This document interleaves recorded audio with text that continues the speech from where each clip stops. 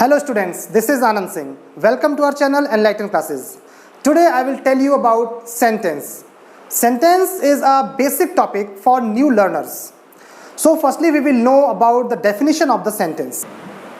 A sentence is a group of words which provides complete sense.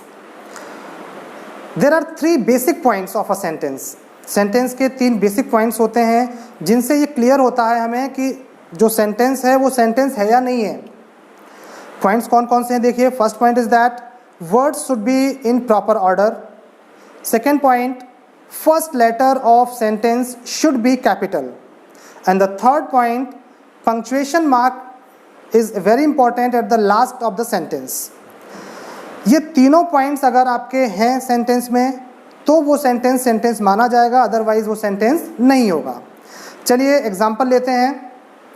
First example, this is my book. एक ही example हम 4 times लिखेंगे. Second example भी this is my book. Third example this is my book. Fourth one also this is my book. अब देखिए इसमें first sentence जो लिखा हुआ है दिस इज माई बुक, इस सेंटेंस में क्या प्रॉब्लम है आपको दिख रहा होगा.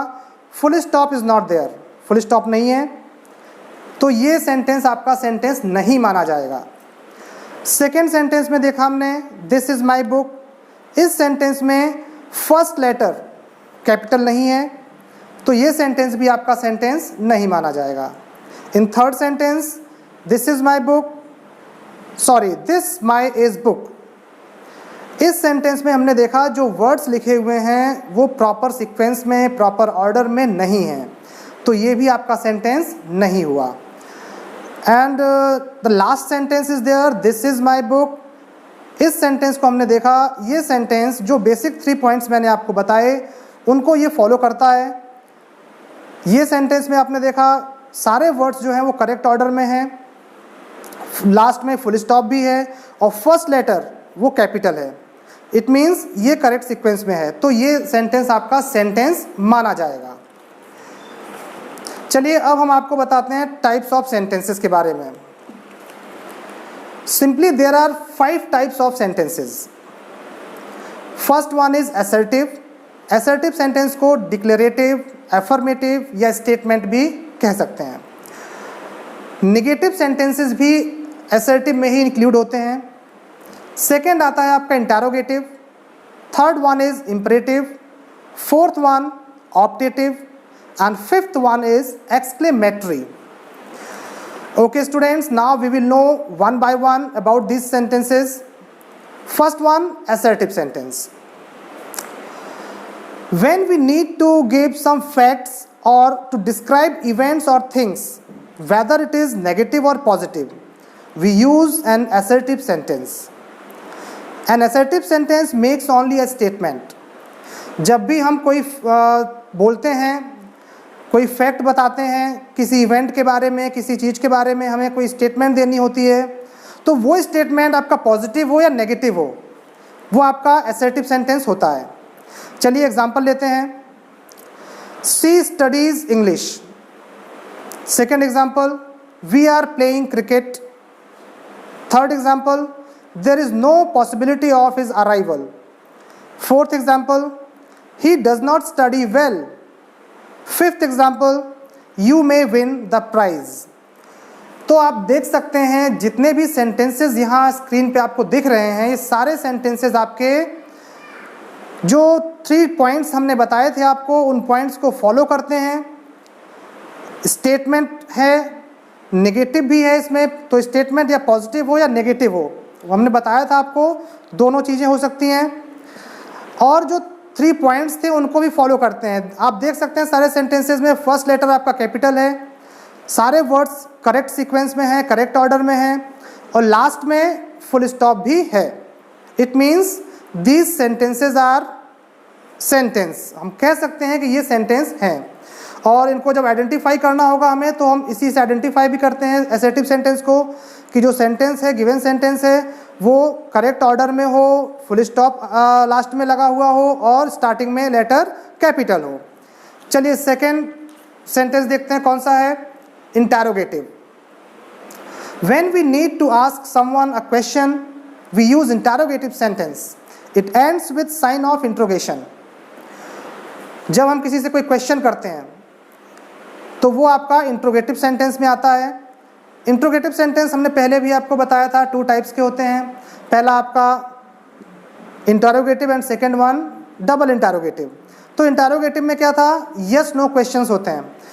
Suppose that somebody asks you any question like do you like to eat mango, then you have to answer yes or no, that's it.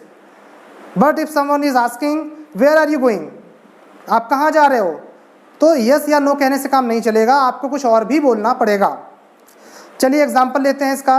First example, is that your pen. Second, do you read any newspaper. Third one, who is the PM of India.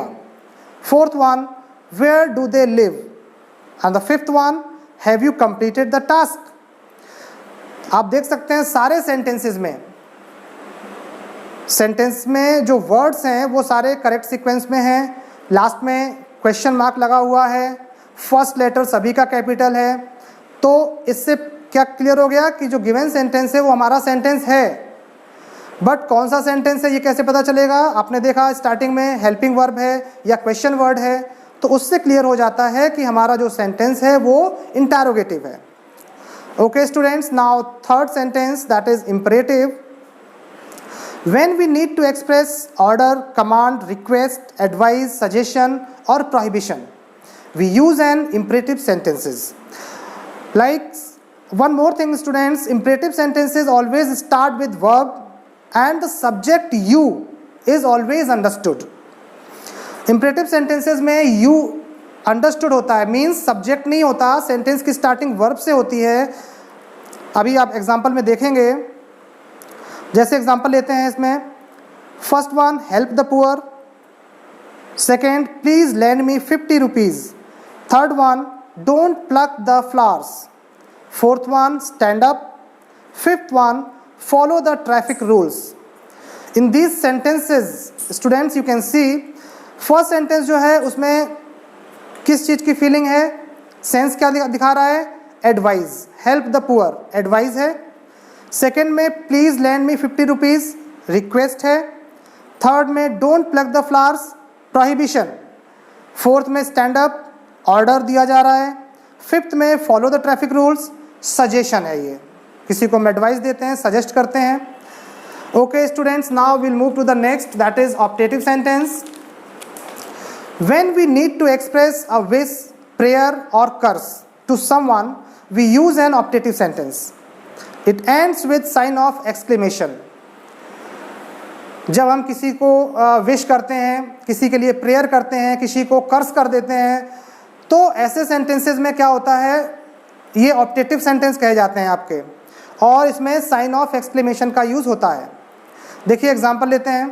First example is that, wish you a very happy new year. Second example, may you live long. Third example, may you get good marks.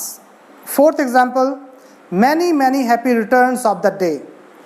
Fifth one, wish you a great journey. यहाँ पे हमने देखे 5 sentences जो हमने बताए आपको।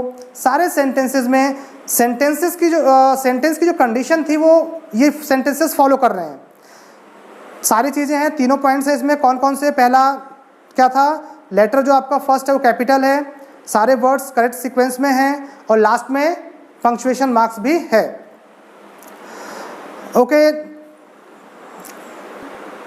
Okay so next sentence that is exclamatory.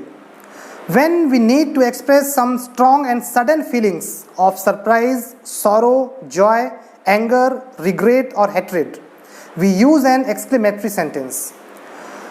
It ends with sign of exclamation. In sentences के last में भी sign of exclamation का यूज़ होगा।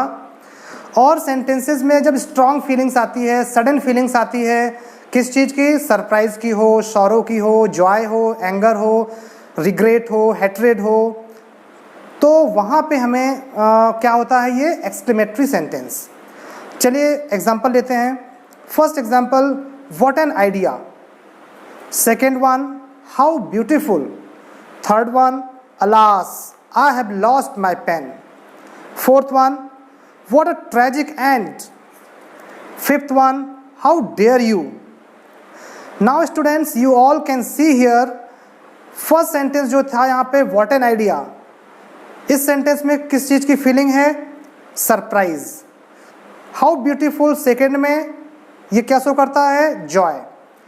Third sentence alas I have lost my pen, ये सेंटेंस शो करता है शोरो, बहुत दुख की बात है. Fourth sentence what a tragic end, ये regret. And the last one how dare you, ये शो करता है एंगर यानी कि गुस्सा. Okay students, so I hope now you are fully aware of the topic, the sentence. So we'll do more practice with more than 30 questions of the same topic, the sentence, in my next video lecture. That will be sentence part 2. So students, if you liked this video, please share, like and subscribe my channel. Thank you.